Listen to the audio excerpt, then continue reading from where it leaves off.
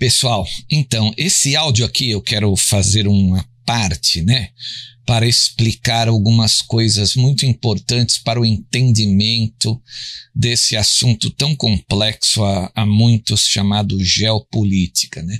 Bom, em primeiro lugar, a geopolítica não é uma ciência exata como a matemática ou como a álgebra, né? As pessoas tendem a achar que em alguns assuntos as coisas vão se cravar da maneira como a análise procedeu e nem sempre é assim. E eu estou dizendo isso porque, por exemplo, eu vi algumas pessoas vindo ali nos comentários do meu canal e elas diziam assim, poxa, mas eu lembro de uma live sua com o bispo lá que você disse que o setor financeiro estava perigoso e que talvez até dezembro alguma coisa fosse acontecer.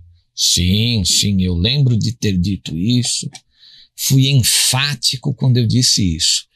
Mas é assim, você tem que perceber que o que está acontecendo com o mundo, esse conflito, né? Essas duas partes do conflito, como eu disse, elas não têm mais condições de recuar, só avançar, não é? Porque chegou num ponto em que a parte que recuar de uma maneira efetiva, ela vai perder a guerra, vai perder o conflito, né? Então, o que aconteceu? Vamos falar nesse caso específico do setor financeiro. Nós sabemos que essas dinastias, o lado tenebroso desse conflito, né? Os cartéis financeiros, eles detêm aí em torno de 48%, 47% das ações, das propriedades, do PIB global, não é?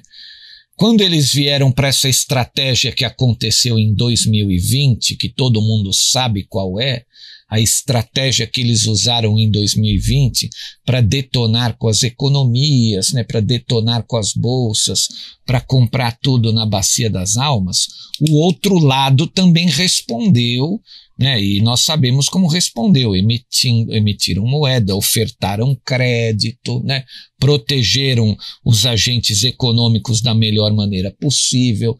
Aqui no Brasil o governo, né, emitiu lá o auxílio emergencial, pagou a mais de 80 milhões de pessoas, aliás, vem pagando ainda, né? Então, isso foi um lado da guerra, né, do conflito, usou a estratégia para liquidar com as economias ocidentais. O outro lado respondeu, né? Isso vai fazendo o quê?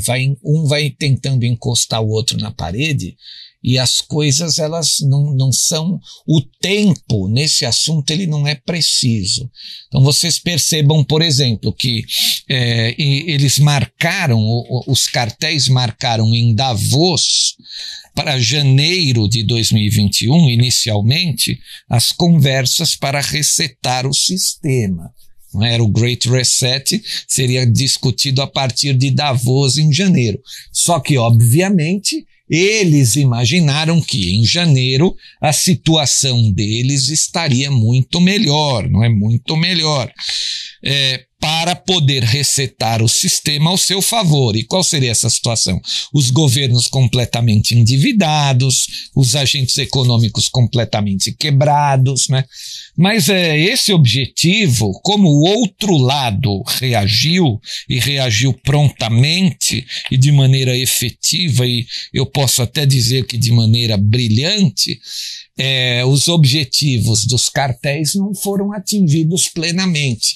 Então, eles adiaram as tratativas para o grande reset, agora para final de maio, começo de junho de 2021, adiaram 5 ou 6 meses, né?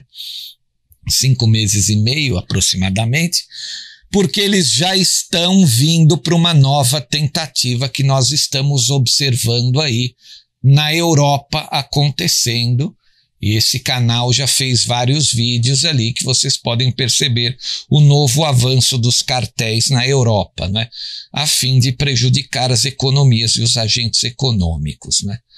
Então, eu volto a dizer, a geopolítica, né, ela vai tratar a geografia política dos países, o cenário atual, os interesses de grupos e nações, não é? E pelo fato de lidar com toda essa carga excessiva de fatores, né? Ela não é precisa como a matemática ou como a álgebra. Por exemplo, vejam o caso da China, né? A China, ela vai estar ali com as suas forças armadas completamente encasteladas, né? Porque agora, ontem o Mike Pompeo, secretário de Estado norte-americano, fechou um acordo de colaboração com a Índia. A Índia faz fronteira com a China ali pelo oeste, não é? No mar da China Meridional, a presença americana é muito forte, muito pesada.